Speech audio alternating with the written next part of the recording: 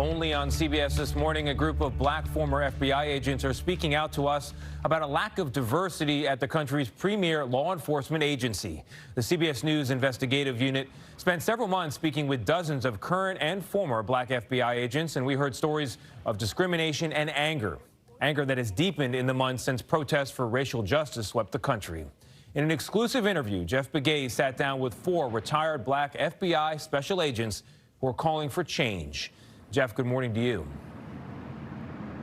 Good morning, Tony. As we speak, the FBI is investigating possible civil rights violations in the killings of George Floyd and Breonna Taylor. Concerned that communities of color aren't getting a fair shake from the FBI, a group of former agents is now coming forward, exposing what they believe is a culture of discrimination within the FBI itself. The people that you have here today, we've given more than half of our professional life in the service of the FBI. Mike Mason retired from the FBI as an executive assistant director, the highest rank a black agent has ever achieved. After decades as special agents, Rhonda Glover-Reese. I had a 34-year career. It was awesome. But there needs to be change. Deborah Evans-Smith. What we've done in the past really is not working. And Aaron LaSure left the FBI in the last 2 years, all on their own terms. I was in a class of 38, and I was the only African American. And you have to realize, in my career, everywhere I went, I was the only one. They are all members of a group called the Mirror Project. And what they seek to change is a number at the Bureau that has remained virtually the same for decades. Of the 13,000 FBI special agents around the world, only 4% are black. Do you think black agents are held to the same standard as white agents? No African American in the Bureau is held to the same standards. You have to be twice as good to get just as far as someone else. In addition to the members of the Mirror Project, CBS News spoke with more than 24 current and former black agents, all of whom described facing some sort of racial discrimination while working inside the FBI.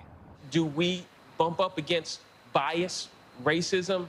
Absolutely. I've experienced, invisibility. When you talk about being a black female in the FBI, sometimes you're not even seen. These former agents told us that managers inside the FBI who are mostly white tend to only promote individuals who look like themselves. You start to wonder, is because I'm black? I mean, what do I need to do in order to position myself to be promoted, to go to that next level? Today, of the agents running the FBI's 56 field offices across the country, only 3 are black. A picture is worth 1,000 words. Diversity amongst more than gender is also important.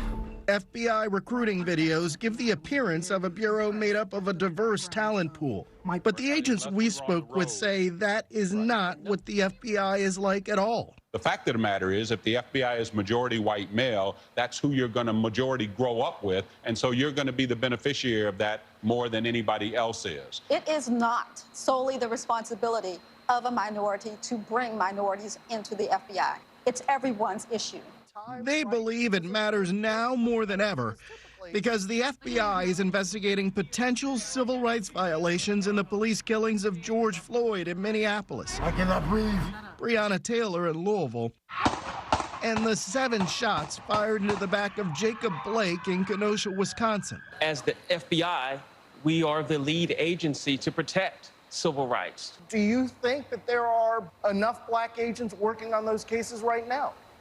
No, I don't. The FBI should actually have minorities working those cases. A white male growing up in Nebraska is not going to have the same life experience as a black female growing up in New York City. Do you think communities of color are getting a fair shake from the FBI? No. Members of the Mirror Project sent this letter to Director Wray last month. In it, they called for the FBI to be held accountable for its hiring and promotions practices through formal reporting to Congress, the Department of Justice, and the Office of Inspector General. If the leaders, the senior executives, if they don't believe in it, then it's not going to happen. the FBI declined our repeated request for an interview. However, they did send us a statement saying that diversity is a, quote, core value. An official also told us that Director Wray is planning to engage members of the Mirror Project. It is a rarity for former agents to speak out in this manner, and yet tomorrow you will hear from two more, including a former top female agent. Both of them say they faced repeated obstacles rising through the ranks of the FBI, they say because of their race. Gail. Boy, Jeff, that was very, very powerful to hear what they have to say. I now hope that Director Wray will sit down and talk with you. Everybody that knows him says that he's a real reasonable guy, because all of those agents made a very strong and powerful case about why changes need to happen at the FBI. I like the one woman who said it's not just their issue, it's everybody's issue. That's right, Gail, and we did, by the way, get some cooperation from agents and employees on the inside. However, because they're concerned about their job security, obviously they weren't about to go on camera. All right, more to come. Thank you very much, Jeff.